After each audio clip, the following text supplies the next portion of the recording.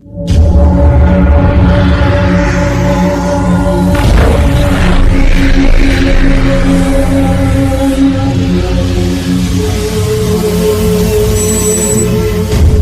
देखिए हेडिंग है भी आपका ब्लड क्लॉटिंग। ठीक है, ब्लड क्लॉटिंग में क्या होता है, सिंपल सी बात है। जैसे फॉर एग्जांपल कि आपका जो ब्लड है वह लिक्विड फॉर्म में है, अनकोगुलेंट है, जमा हुआ नहीं है, तो आपके बॉडी में लगातार क्या हो रहा है, फ्लो हो रहा है, बह रहा है। ठीक है, लेकिन यदि आपके बॉडी में कहीं पर भी चोट लग जाए, ठीक है, तो अगर वह लिक्विड फॉर्म में ही रहेगा, ठीक है, तो वह लगातार रिलीज होता रहेगा। तो जहां पर चोट लगा है वहां पर बैरिकेडिंग के लिए या उसको रोकने के लिए, ठीक है, हम लोगों के बॉडी में मैकेनिज्म होता है जिसको हम लोग कहते हैं ब्लड क्लॉटिंग। ठीक है ना, क्या कहते हैं, ब्लड क्लॉटिंग करते हैं। क्लियर हुआ? देखो जो ब्लड क्लॉटिंग होता है इसमें क्या होता है, सिंपली कि ब्लड के फ्लो को रोकने के लिए क्लॉट बनाया जाता है। एकदम सामान्य सी बात समझो, ब्लड के फ्लो को रोकने के लिए क्लॉट बनाया जाता है ना, जिससे ब्लड क्या होता है, इजीली फ्लो नहीं होता है, इजीली बाहर नहीं निकलता है। इस प्रोसेस को हम लोग कहते हैं ब्लड क्लॉटिंग। एक हेल्थी पर्सन में जो ब्लड क्लॉटिंग का टाइम होता है वो होता है लगभग कितना, 2 से लेकर 8 मिनट। इन 2 से 8 मिनट के बीच में ब्लड क्लॉट जम जाना चाहिए एक हेल्थी पर्सन में। क्लियर हो गई बात? अब ध्यान दो, होता क्या है कि जब हमें चोट लगती है तो वहां पर 2 टाइप के कह सकते हैं कि स्ट्रक्चर वहां पर डेवलप होते हैं। देखो फॉर एग्जांपल ये आपका एक बॉडी का पार्ट है, इसमें मान लीजिए कि ये क्या है, आपका ब्लड वेसल्स है और यहाँ पर लगातार क्या हो रहा है, ब्लड फ्लो हो रहा है।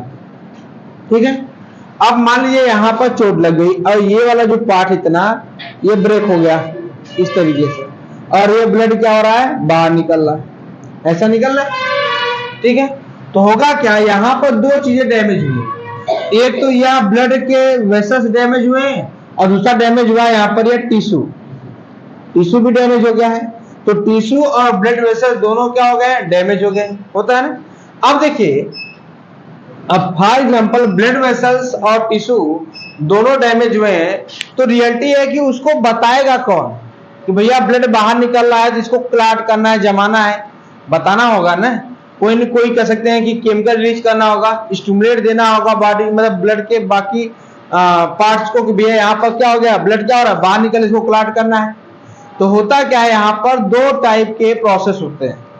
एक तो होता है भैया कि टिश्यू, यह जो टिश्यू होता है, जो इंजर्ड टिश्यू होता है, यह खुद रिलीज करता है केमिकल।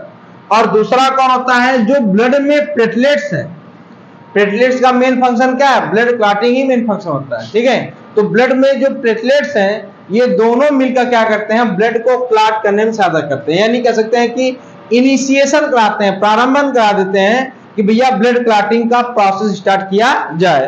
तो होता क्या है कि यह दोनों मिल करके एक विशेष प्रकार का केमिकल रिलीज करते हैं जिसको हम लोग कहते हैं थ्रोम्बोप्लास्टिन। क्या कहते हैं, थ्रोम्बोप्लास्टिन। तो होगा क्या, स्टेप नंबर फर्स्ट कि आपका जो क्या होगा, इंजर्ड टिश्यू, क्या होगा, इंजर्ड टिश्यू जो होगा, ठीक है, प्लस आपके कौन होंगे, प्लेटलेट्स। ठीक है, प्लेटलेट्स होंगे, ये दोनों क्या रिलीज करेंगे, एक स्पेशल केमिकल होगा जिसका नाम होगा क्या, थ्रोम्बोप्लास्टिन। क्या नाम होगा, थ्रोम्बोप्लास्टिन।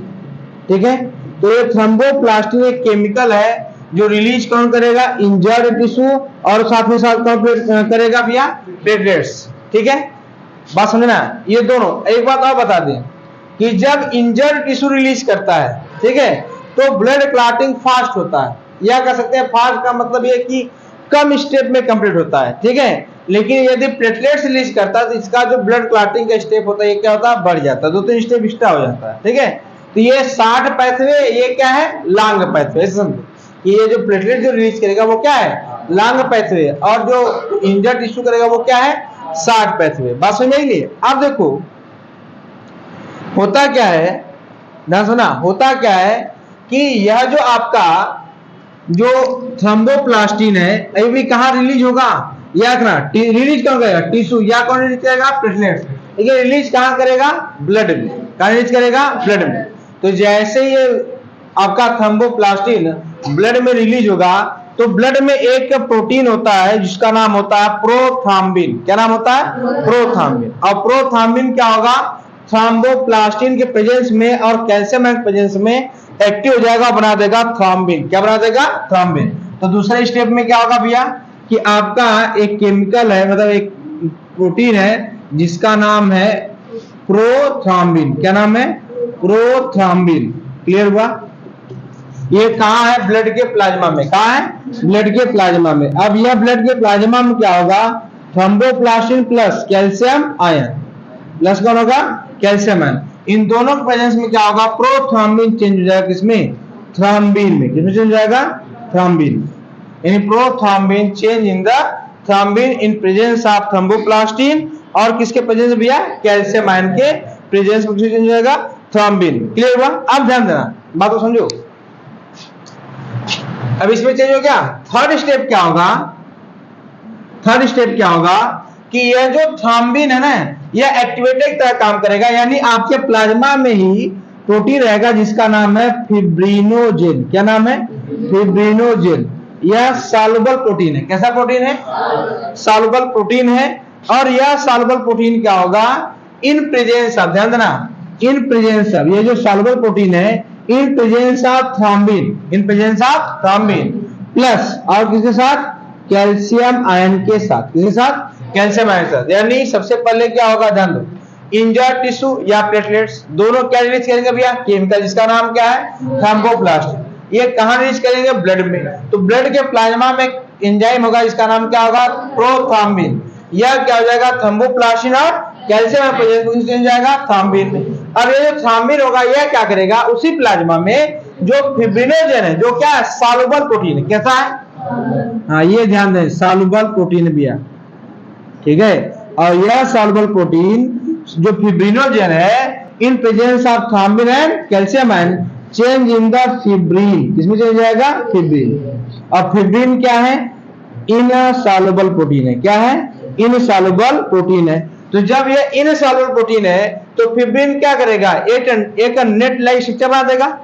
क्या बना देगा? नेट। फॉर एग्जांपल समझो, इससे यहां से ब्लड क्लॉट हो रहा है, अब यहां पर जब ये इनसॉल्युबल हो गया तो ये कैसा होता है? फिलामेंटस होता है। जो प्रोटीन होता है कैसा होता है? फिलामेंटस। अब प्रोटीन ऐसे बहुत सारे जब अरेंज होने लगेंगे एक दूसरे के ऊपर तो कैसा बन जाएगा? नेट लाइक स्ट्रक्चर बनेगा, नहीं बनेगा? तो यहाँ पर फोर्थ स्टेप में क्या होगा कि फोर्थ स्टेप में ये होने वाला है कि यह जो फिब्रिन है, ध्यान देना, फिब्रिन जो है यह एक नेट लाइक स्ट्रक्चर बना देगा, ठीक है। और यह जो नेट लाइक स्ट्रक्चर है इसमें जो सेल्स होंगे आरबीसी, डब्ल्यूबीसी और प्लेटलेट्स, ये जो सेल्स होंगे अगर रुक जाएंगे वहीं पर, फंस जाएंगे, तो इससे जो स्ट्रक्चर बनेगा उसको हम लोग कहेंगे क्लॉट। क्या कहेंगे? क्लॉट। बस यही प्रोसेस। समझ बात नहीं? आपका ब्लड क्या हो गया? क्लॉट कर गया। यानी होगा क्या? यहां पर यह जो फिब्रिन है यहां पर ऐसे ऐसे ऐसे नेट लाइक स्ट्रक्चर बना देगा, जिससे क्या होगा? ब्लड उसे फंस जाएगा, ब्लड के सेल्स बाहर नहीं निकल पाएंगे, और जब नहीं निकल पाएंगे तो ब्लड बाहर नहीं आएगा। इसी प्रोसेस को हम लोग क्या कहेंगे? क्लॉट कहेंगे। समझ बात नहीं? लेकिन इसमें आपने देखा होगा कि चोट लगने जब ब्लड क्लॉट हो जाता है उसके बाद हल्का हल्का हल्का क्या होता है? कुछ एलोइस, हल्का एलोइस पदार्थ क्या होता है? रिलीज होता है ना जी। वही आपका क्या, उसी को हम लोग क्या कहते हैं? सीरम कहते हैं। क्या कहते हैं? सीरम कहते हैं। सीरम क्या होता है? सीरम की डिफिनेशन क्या होती है भैया कि blood plasma minus clotting factor. क्या होता है? क्लॉटिंग फैक्टर, ठीक है। इससे जो बनेगा उसी को हम लोग क्या कहेंगे? सीरम। यानी सीरम क्या है? देखो भैया, आपके ब्लड में क्या है? प्लाज्मा है ना, आपके ब्लड में क्या है? प्लाज्मा है। अब प्लाज्मा में क्या क्लॉटिंग फैक्टर ने काम किया और पूरे को क्या कर दिया? क्लॉट कर दिया। तो प्लाज्मा में जो बाकी बचा उसको क्या कहा जाएगा? सीरम कहेंगे। प्लाज्मा में जो बाकी बचा उसको क्या कह देंगे? सीरम का। समझ बात नहीं? बोलो, किसी को दिक्कत? समझ में आ रहा है? कितने स्टेप में कंप्लीट होता है भैया? 4 स्टेप में। सबसे पहले क्या होगा? इंजर्ड टिश्यू प्लस प्लेटलेट्स दोनों क्या करेंगे भैया? थ्रोम्बोप्लास्टिन रिलीज करेंगे, और उसके साथ कैल्शियम आयन के प्रेजेंस में यह जो थ्रोम्बोप्लास्ट एंजाइम कौन है? प्रोथ्रोम्बिन। कहां? प्लाज्मा में है। यह किसमें चेंज जाएगा? थ्रोम्बिन में। फिर थ्रोम्बिन क्या करेगा? फिब्रिनोजेन जो क्या है? सॉल्युबल प्रोटीन है, इसको किसमें चेंज कर देंगे? फिब्रिन में। क्या है ये? इंसॉल्युबल प्रोटीन किसके प्रेजेंस में, कैल्शियम आयन। अब जैसे ही फिब्रिन बना उसमें आकर अरेंज हो जाएगा ऐसे ऐसे, जब अरेंज हो जाएगा तो क्या बन जाएगा, जो होगा सेल्स क्या हो जाएगा, फंस जाएगा।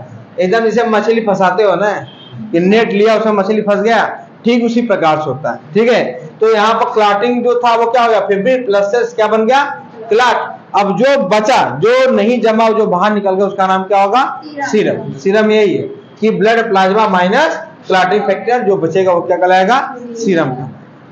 समझ में आई बात कि नहीं, बोलो किसी को दिक्कत, कैसे जमेगा, समझ में आई बात, ब्लड क्लॉटिंग कैसे होती है, समझ में आई बात नहीं।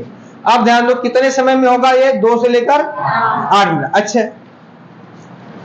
अब देखो नॉर्मली जब कोई डॉक्टर होता है या जो पैथोलॉजिस्ट होता है, जो ब्लड लेकर जाता है, उसमें वो क्या मिक्स करता है जिससे ब्लड क्लॉट नहीं होता। नॉर्मली पर्सन बॉडी में, मतलब नॉर्मली जो आपका ब्लड होता है, मतलब जो बॉडी का ब्लड होता है, उसमें हिपैरिन होता है ना। लेकिन जो टेस्ट ट्यूब में लेकर जाते हैं उसमें क्या मिलाते हैं, तो देखिए इसमें मिलाते हैं बहुत सारे केमिकल, मतलब अलग अलग केमिकल होते हैं, जिसमें आपका आता है सोडियम एंड और एक साथ आता है पोटेशियम ऑक्जेलेट। क्या आता है, ऑक्जेलेट, सोडियम पोटेशियम ऑक्जेलेट मिला देते हैं।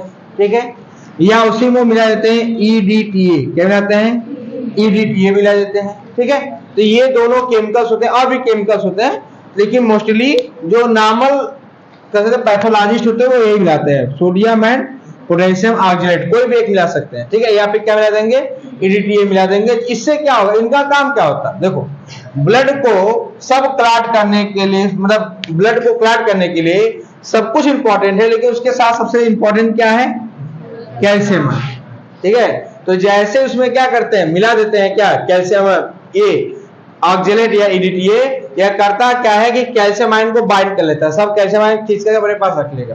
ठीक है, तो उसमें ब्लड में जो फ्री कैल्शियम है वो क्या हो जाएगा, एब्सेंट हो जाएगा, प्रेजेंट नहीं रहेगा। ठीक है, और जो प्रेजेंट नहीं रहेगा तो ब्लड को क्लॉट करने के लिए क्या चाहिए, कैल्शियम आयन चाहिए। और जब कैल्शियम आयन ही फ्री फॉर्म में नहीं है तो ब्लड क्लॉट नहीं करना।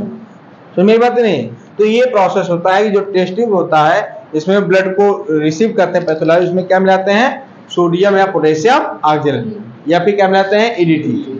समझ में बात नहीं, जिससे क्या होता है, ब्लड क्लॉट नहीं करता। ठीक है, और ब्लड के स्ट्रक्चर में कोई भी डिफरेंस नहीं आता। ऐसा नहीं कि यहाँ से ले गए उसको डालकर तो वहां पता चला कोई डिफरेंस आ गया, ऐसा नहीं। ठीक है, जो जैसा ब्लड रहता है वैसा, क्योंकि ब्लड में करना क्या होता है, ब्लड का या तो प्लाज्मा चेक करेंगे या तो क्या चेक करेंगे भैया, उसका सेल्स, है ना, सेल्स चेक करेंगे तो कोई दिक्कत नहीं है, और प्लाज्मा चेक करेंगे तब भी कोई दिक्कत नहीं, क्योंकि प्लाज्मा में सिर्फ क्या क्या क्या गायब हुआ है, कैल्शियम आयन। ठीक है, बाकी सब तो सेम है। समझ में बात नहीं, इसलिए वहां पर कोई प्रॉब्लम नहीं होती। चलिए ठीक है, कोई दिक्कत, चलिए लिखा जाए।